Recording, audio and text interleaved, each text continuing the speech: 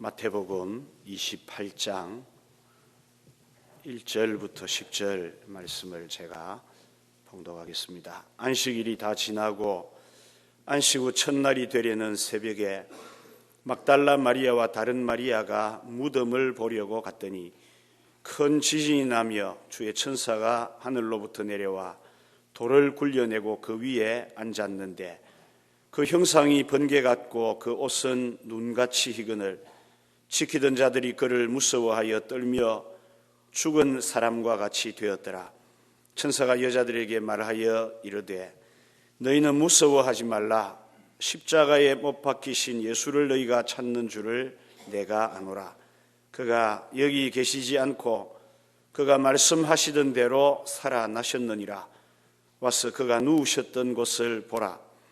또 빨리 가서 그의 제자들에게 이르되 그가 죽은 자 가운데서 살아나셨고 너희보다 먼저 갈릴리로 가시나니 거기서 너희가 배우리라 하라. 보라, 내가 너희에게 일렀느니라 하거늘. 그 여자들이 무서움과 큰 기쁨으로 빨리 무덤을 떠나 제자들에게 알리려고 다름질할세 예수께서 그들을 만나 이르시되 평안하냐 하시거늘. 여자들이 나아가 그 발을 붙잡고 경배하니 이에 예수께서 이르시되 무서워하지 말라. 가서 내 형제들에게 갈릴리로 가라 하라. 거기서 나를 보리라 하시니라. 아멘.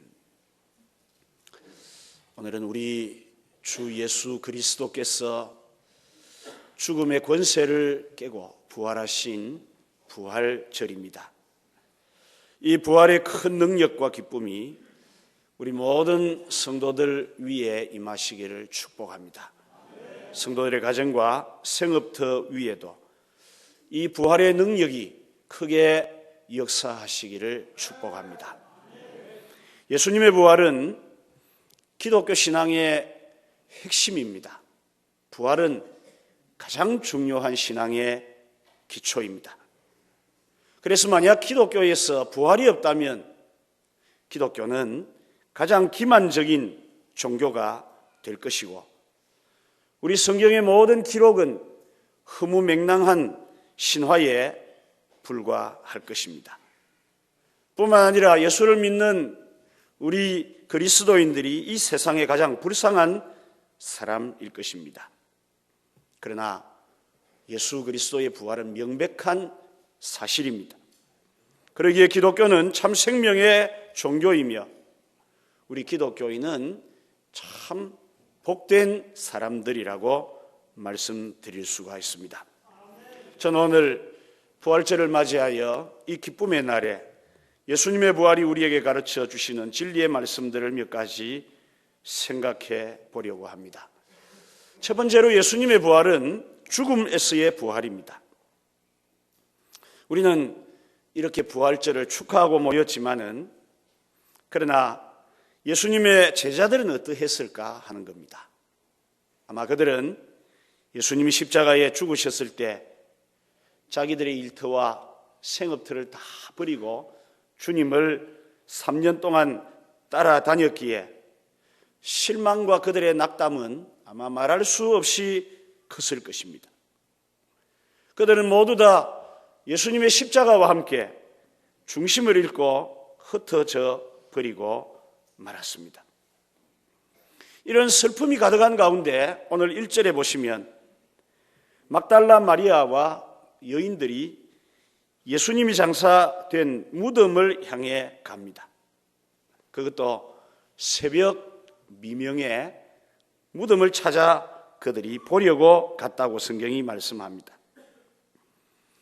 당시 유대인들의 관습에 의하면 사람이 죽으면 한 사흘 뒤에 무덤을 한번 찾아가 보는 이것이 관습입니다. 마치 우리나라의 사모와 비슷한 그런 어떤 풍습이 있었다고 볼 수 있습니다. 마가복음과 누가복음엔 이 여인들이 무덤을 찾은 이유를 예수님의 시신에 향품을 발라드리려고 갔다고 밝히고 있습니다. 여러분, 이게 좋은 일이 아니지 않습니까? 얼마 전까지만 해도 죽은 자를 직접 살리신 예수님입니다. 병으로 거의 죽게 된 자들을 살려내신 예수님입니다. 물고기 2마리와 보리떡 5개로 5,000명이나 먹이셨던 주님이십니다. 그런데 그분이 그렇게 비참하게 허무하게 돌아가실 줄이야 상상이나 했겠습니까? 여인들은 예수님과의 지난날의 정 때문에 찾아는 가지만 그들 속은 속이 아닙니다. 절망 가운데 무덤을 찾아갔습니다. 누가복음 24장의 말씀을 보면 이 여인들은 부활하신 주님을 찾아간 것이 아니라 죽은 예수님을 찾아갔다라고 기록하고 있습니다. 여러분, 이 세상은 이처럼 지금 죽음이 가득합니다. 우리는 숨쉬고 살아있지만 사실 알고 보면 살아있는 현재 사람보다 과거에 죽은 사람 숫자가 훨씬 많습니다. 이 세상에는 이처럼 고통과 죽음이 가득할 뿐 아니라 그러다 보니 오히려 이 죽음의 장소인 무덤이 관광지가 되어 있습니다. 우리나라도 어지간한 왕릉이 관광지입니다. 세계 7대 불가사의 중에 하나라는 이집트의 피라미드도 그게 왕의 무덤입니다. 중국 산둥성에 가면 세계 최대의 가족 무덤인 공림이라고 있습니다. 그런데 여기는 공자의 무덤입니다. 인도의 아소카 왕은 석가모니가 죽었을 때 그를 화장해서 그 뼈를 가루를 만들어서 인도 전역에 있는 사찰에다가 탑을 만들어 조금씩 나누어 거기에 보관하게 했습니다. 그러니까 이 불교에 있는 탑들은 다 석가모니의 무덤이라고 보시면 됩니다. 이 외에도 지금 산이나 들이나 바다까지 얼마나 곳곳에 무덤들이 절비합니까? 여러분, 무덤이 있다는 말은 죽음이 있다는 반증입니다. 하지만 예수님은 무덤이 없습니다. 지금 이스라엘에 가면 예수님이 장사되신 곳으로 추정되는 그런 장소가 있기는 합니다만은 그러나 거기에 예수님은 묻혀 있지를 않습니다. 왜 그렇습니까? 예수님은 죽은 지 사흘 만에 다시 살아나셨기 때문입니다. 오늘 본문을 보면 막달라 마리아와 여인들이 향품을 가지고 무덤에 도착했습니다. 그런데 어떻습니까? 이미 무덤 문이 열려 있었습니다. 예수님이 장사된 그 자리에는 수의가 벗어져 개어 있었습니다. 그리고 주의 천사가 여인들에게 말하기를 그가 여기 계시지 않고 살아계실 때 하시던 말씀처럼 다시 살아나셨느니라. 와서 그가 누우셨던 곳을 보라. 그렇게 말합니다. 천사가 지시하는 여기가 어디입니까?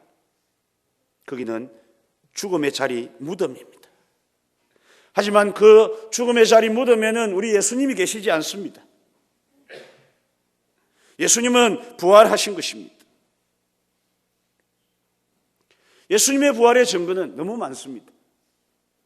돌문이 굴러간 것도 그러하고 또 흰옷을 입은 천사들이 가르쳐 주는 것도 그러하고 결정적으로 무덤 속에 죽음이 아닌 살아계신 부활하신 주님이 거기에 계시지 않으니까 이것보다 더 중요하고 확실한 증거가 없는 것입니다.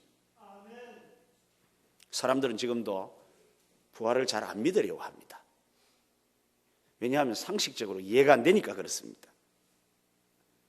그래서 오늘 이 성경에도 보면 13절에 대제사장이 예수님 무덤을 지키던 군인들을 뇌물로 사서는 제자들이 여기서 옮겨갔다 해라 이렇게 거짓말을 시키게 합니다.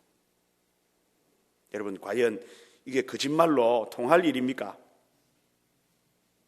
예수님의 부활이 거짓말로 그렇게 지나갈 문제가 절대로 아닙니다. 1975년에 미국에서 워터게이트 사건이 발생했습니다. 당시 대통령이었던 닉슨이 베트남전 문제를 가지고 반대쪽에 있던 민주당을 이제 넘어뜨리기 위해서 도청을 하게 됩니다. 그리고는 안 했다고 거짓말하다가 발각이 돼가지고 이 닉슨 대통령은 미국 대통령 역사에 전무후무한 대통령 임기를 다 채우지 못하고 중간에 탄핵되어 내려간 사람이 되었습니다. 닉슨의 핵심 참모 중에 하나였던 찰스 콜슨은 그 상황을 이렇게 회고록에 적고 있습니다. 당시 세상에서 가장 큰 권력을 가졌던 우리도 거짓말을 3주 이상은 지킬 수가 없었다. 그렇게 똑똑하고 권력을 가졌던 그 사람들마저도 거짓말을 끝까지 할 수는 없다는 것입니다. 예수님의 부활이 사람들이 주장하듯이 거짓말이요 만들어낸 이야기라면 여러분 2000년 이상 지금까지 무너지지 않고 어떻게 내려올 수 있겠습니까? 모든 정황들을 살펴볼 때 예수님은 분명히 부활하신 것입니다. 죽음에서 다시 살아나신 것입니다. 그리고 이 예수님의 부활의 믿음이 오늘 우리 속에 있다는 것입니다. 여러분은 오늘 이 예배를 통해 다시 한 번 더 부활의 믿음을 새롭게 하실 수 있기를 축복합니다. 두 번째로 예수님의 부활은 말씀대로의 부활입니다. 예수님의 부활에서 우리가 찾을 수 있는 특이한 점은 예수님이 죽기 전에 이미 부활을 말씀하셨다는 점입니다. 6절에 그가 여기 계시지 않고 그가 말씀하시던 대로 살아나셨느니라. 주님의 부활은 말씀대로의 부활입니다. 오늘 이 본문을 담고 있는 마태복음서만 보더라도 16장 21절에 많은 고난을 받고 죽임을 당하고 제3일에 살아나야 할 것을 제자들에게 비로소 나타내시니 17장 3절에도 죽임을 당하고 제3일에 살아나리라 하시니 20장 19절에도 채찍질하며 십자가에 못 박게 할 것이나 제3일에 살아나리라. 우리 예수님은 십자가를 지시기 전에 이미 십자가와 부활을 말씀하셨다는 것입니다. 여러분 저도 이 중에 하나는 할 수 있습니다. 뭐는 할 수 있냐면 죽는다는 건 할 수 있습니다. 분명한 것은 저는 죽습니다. 이 예언은 반드시 이루어질 것입니다. 여러분도 그 예언은 하셔도 됩니다. 반드시 그렇게 될 겁니다. 그런데 우리가 할 수 없는 예언이 있습니다. 그게 무엇입니까? 다시 살아난다는 것은 우리가 말할 수 없는 것입니다. 그러나 예수님은 자신이 십자가 위에 죽으실 것이지만 다시 살아날 것이라고 말씀하셨고 예수님의 부활은 그 말씀대로 이루어진 일이라는 사실입니다. 그럼에도 불구하고 당시 제자들의 귀가 가려져 있었습니다. 그래서 그 중요한 말씀을 듣지 못했던 것입니다. 우리 사람들은 일반적으로 자기가 듣고 싶은 것을 듣고 또 믿고 싶은 것을 믿는 경향이 있습니다. 그래서 제자들은 예수님이 죽으시고 다시 살아나실 것이라고 말씀했음에도 불구하고 그때는 관심이 없었습니다. 이 사실이 우리에게 보여주는 중요한 교훈은 우리의 믿음은 말씀 중심의 믿음이어야 되지 내가 믿고 싶고 내가 듣고 싶은 것을 기대하는 이런 감정적이고 내 중심의 믿음이 되어서는 안 된다는 것입니다. 하나님의 말씀을 두고 내가 믿고 싶은 것을 믿고 원하는 것을 추구하는 믿음은 결국 넘어질 수밖에 없습니다. 철저하게 무너진 이 제자들처럼 무너지는 것입니다. 그래서 우리는 우리 자신의 기분과 생각에 의한 믿음이 아니라 하나님이 우리에게 주신 변치 아니하는 그 말씀에 근거한 믿음을 가져야 되는 것입니다. 부활의 신앙은 이런 신앙입니다. 부활의 믿음은 말씀을 기초로 하는 믿음입니다. 신앙생활하다가 넘어지는 사람들을 우리가 많이 봅니다. 이들은 대부분 말씀에 기초한 믿음이 아닌 자기 감정이나 기분에 의한 믿음을 가졌기에 그렇게 됩니다. 우리는 하나님 말씀을 기억해야 합니다. 그래야 바른 믿음을 감당할 수가 있는 것입니다. 오늘 본문에 보시면 이 제자들과 여인들은 그 믿음을 안 갖고 있었습니다. 그래 무너집니다. 요한복음 20장에 보면 엠마오로 가는 제자들이 나옵니다. 그런데 이들은 부활하신 주님을 곁에 두고도 알지를 못합니다. 그런데 언제 그들이 예수님이었다는 것을 알게 됩니까? 성경 말씀에 보면 저희가 서로 말하되 길에서 우리에게 말씀하시고 우리에게 성경을 풀어주실 때에 우리 속에서 마음이 뜨겁지 아니하냐 하고 말씀을 들을 때 가슴이 뜨거워졌다. 은혜를 받았다 그 말입니다. 믿음이 새로워졌다는 것입니다. 말씀을 듣고 이들의 마음이 뜨거워지자 이들은 엠마오로 가던 길을 돌이켜 그 시로 일어나 예루살렘으로 돌아갔습니다. 다시 자신들의 사명을 감당하려고 했던 것입니다. 여러분 우리가 신앙생활 오래 했다고 든든한 믿음의 기초를 가진 것 아닙니다.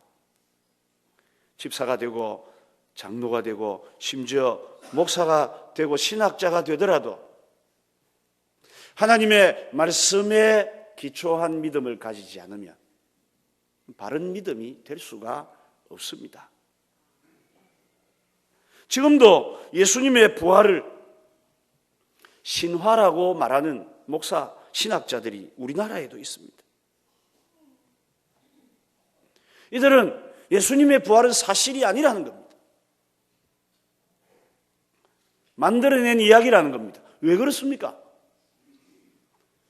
말씀에 근거한 믿음을 갖지 않으니까 그렇게 되는 것입니다.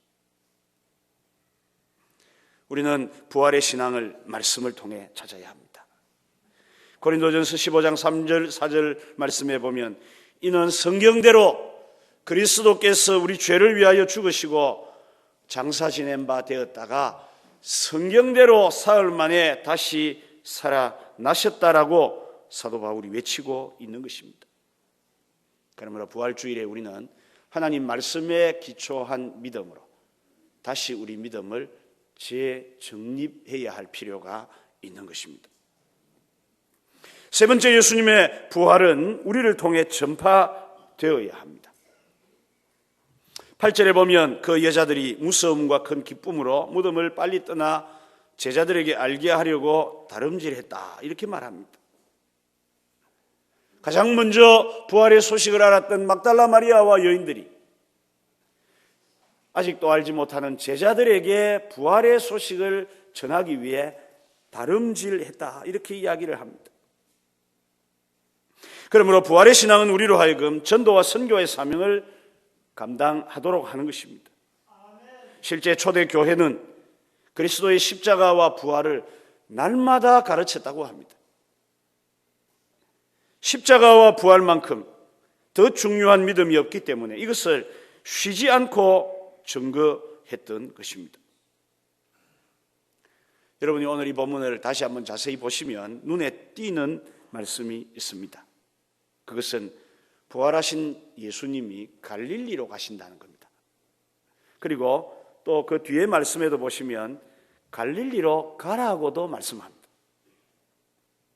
왜 부활하신 예수님이 자신을 못 박았던 사람들이 있는 예루살렘에 가셔서 그들에게 부활을 보여주시고 그들을 징계하시면 좋을 텐데 갈릴리로 가시는 것일까요? 당시의 갈릴리는 예루살렘에 비하면 완전히 시골입니다. 거기는 정치, 종교, 문화 모든 면에서 평범한 시골 동네입니다. 그런데 왜 예수님이 갈릴리로 가십니까? 그 이유는 제자들을 만나기 위해서 갈릴리로 가신다고 말합니다. 지금 제자들은 어떤 모습을 하고 있습니까? 며칠 전에 예수님을 만났습니다. 부활하신 예수님을 만났습니다. 그런데도 영 마음이 아직 내키지 않습니다. 그래서 이들은 힘을 모아 갈릴리에 있는 과거의 자기들의 생업터를 다시 찾아갔습니다. 요한복음 21장을 보면 베드로가 갈릴리 바닷가에 서서 한마디 내뱉습니다. 나는 물고기나 잡을란다.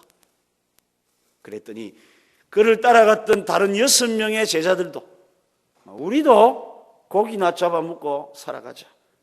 그렇게 우르르 몰려갔습니다. 여러분, 이거 이상하지 않습니까? 부활하신 주님을 만나지 못했으면 그럴 수 있는데 제자들은 몇 번 이미 부활하신 주님도 만났습니다. 그런데 왜 이들이 갈릴리로 가서 고기를 잡으려고 합니까? 그들은 빈 무덤도 이미 갔다 왔습니다. 주님도 만났습니다. 보았고 주님을 만지기도 했습니다. 옆구리에 손을 넣어 볼 뻔도 했습니다. 심지어 식사도 같이 한 적이 있습니다. 엄청난 경험을 이들이 했음에도 불구하고 왜 이들이 지금 이렇게 힘이 없습니까? 그 이유를 우리가 잘 밝혀야 합니다. 왜? 우리도 그럴 수 있기 때문에 그렇습니다. 이들은 지금 예수님이 부활하신 것은 분명한데 전처럼 주님이 자기들과 함께 계시지를 않거든요. 뿐만 아니라 그들은 아직도 부활에 대한 믿음을 제대로 알고 있지도 못합니다. 그러니 과거에 고기 잡던 시절이 기억나서 그들은 어쩔 수 없이 거기에 가지 않았나 싶습니다. 사람의 마음이 답답하면 손에 잡히는 게 없어. 그죠? 없어집니다. 그러면 또 어떻게 합니까? 뭐든지 하고 싶어 합니다. 답답하니까. 그때 그들에게 제일 먼저 떠오르는 생각은 물고기나 잡자 그런 것 아니겠습니까? 어쩌면 그들의 심령 속에는 너무 답답하니까 예수님이 부활하신 게 내하고 무슨 상관이 있겠노?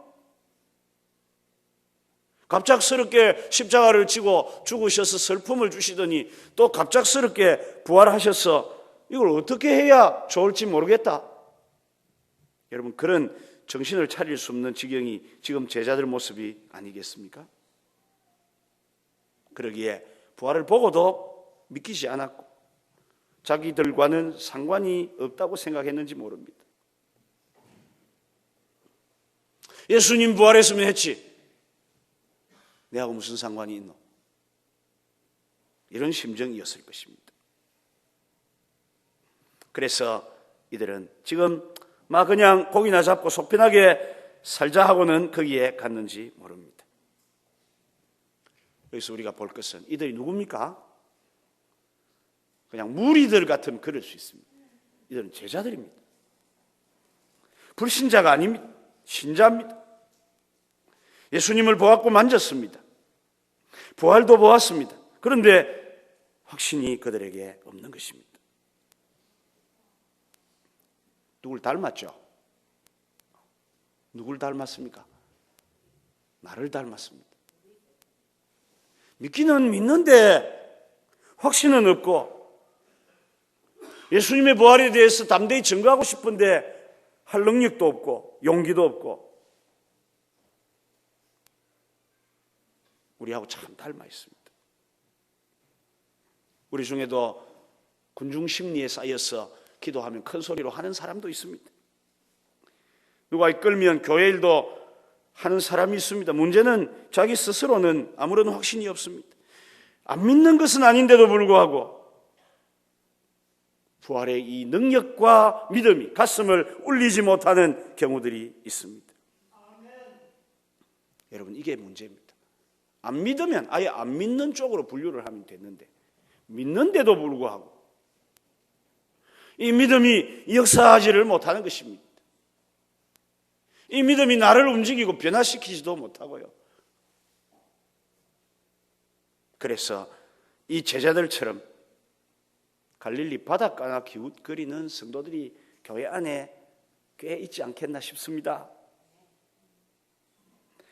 그래서 이들은 갈릴리로 갔고 또 예수님도 갈릴리로 가신 것입니다. 제자들은 그물에서 손 뗀 지 3년 됐습니다. 그래도요, 3년 지났지만 실력은 아마 비슷할 겁니다. 7명이 배 위에 올라타고는 옛날 실력을 한번 내보자고 각자 자기의 맡은 위치에서 배를 몰아 고기를 잡습니다. 밤새도록 그물질을 했습니다. 고기가 안 잡혀요. 이쪽에도 내려보고 저쪽에도 그물을 던져보지만 아주 허탕만 치는 겁니다. 우리가 이걸 잘 봐야 돼요. 예수님이 말씀하시기를 나를 떠나서는 너희가 아무것도 할 수 없느니라. 예수 안 믿는 사람은 예수님 없이도 뭐든지 하는 것 같습니다. 그런데 알고 보면 아무것도 없습니다.